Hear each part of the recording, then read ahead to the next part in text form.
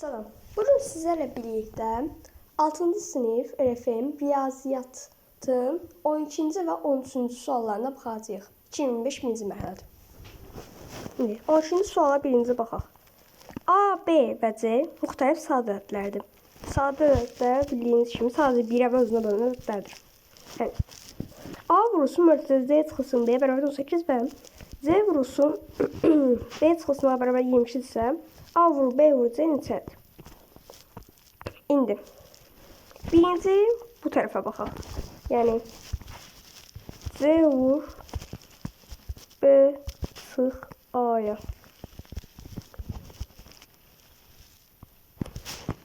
Bu tərəfdə indi əgər ki bu ikisi sadə ədəddirsə, onda eyni zamanda tam ədədlərdə yəni. İndi bunlar neçə ola bilirlər? 22, C 22 ola bilər, B çıxa 1. C 1 ola bilər, bura 22.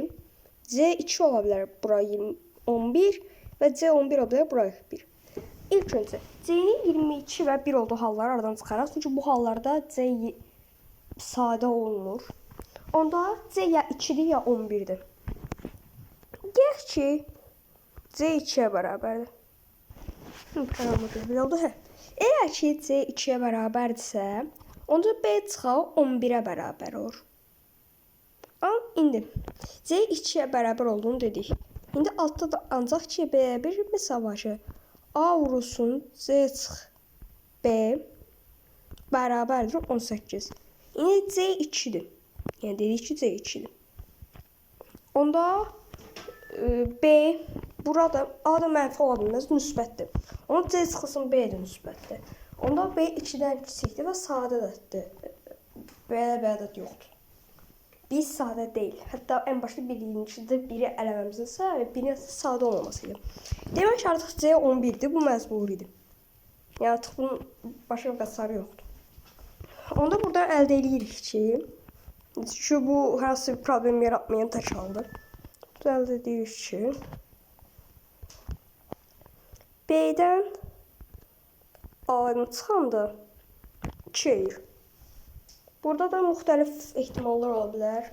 Ancaq ki burada B bir şey var ki, yəni A vurulsun 11 çıx B'dən, 11 çıxılsın B, 11'dən kiçikdir. Burada aşağı denemək lazımdır artıq. Burada birinci ehtimal B bərabər 2 ola bilər, amma mümkün deyil. A 0 gəlir. B'yə 4 qoyanda bunda da alınmamalıdır. Yəni B'yə əslində 5 də qoymaq olar. Çünki yəni burada yenə bura 6 olacaq və A'da 3 olacaq. Onda deyək ki B 5'dir. Onda həqiqətən də A'da 3 olacaq və 5 çıxsın 3 də 2-yə bərabər olacaq. Onda ədədlərimiz 5, 3 və 11'dir. İndi bunların da hasilləri 15 vur 11'dən 165'ə bərabərdir.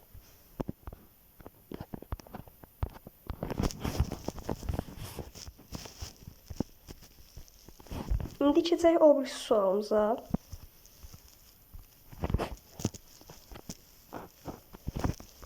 Burada yenə A, B və C natural ədəddir. Yəni əslində bayaq sadə edilər, artıq naturaldılar. 3A çıx 2B sürə C 0 olduğuna görə A üstəgəl B çıx 2 yox A üstəgəl 2B çıx C ifadəsinin qiyməti aşağıdakılardan hansı ola bilər? İndi burada 2 dənə misal verilib.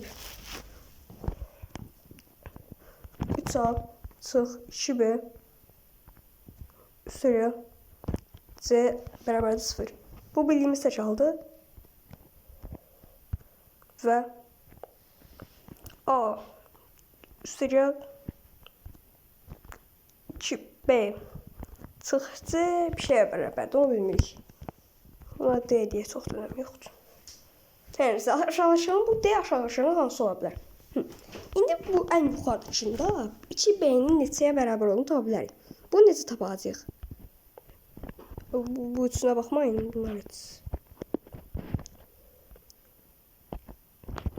Niyə gəlmir? Hər neysə. İndi proqramda nəsə bir problem oldu, ona görə gəlmir. Neysə. Burada indi C ilə 3 olanı o birisi tərəfə atsaq, Ya da bunu belə eləyə bilərik. Yox, eyni şey gələcək. 2B-ci 3 ayla C-ni o birisi tərəfə atırıq. Bərabərdir. Mənfi 3A çıxılsın C. İndi burada mənfi 1-i ortaq qrup kimi çıxarsaq, mənfi 1 vurulsun A. Üstəgəl C. 3A. İndi burada mənfiləri 2 tərəfdən müsbətə çevirsək, 2 bərabər 3 üstəgəl B. Çox gözəl. İndi gəldik bura. 2B yazaq, 3A üstəgəl C. İndi bu Z-lər əks ədədlər bir-birini götürəcək. Və burada da alınacaq 4A bərabərdir D.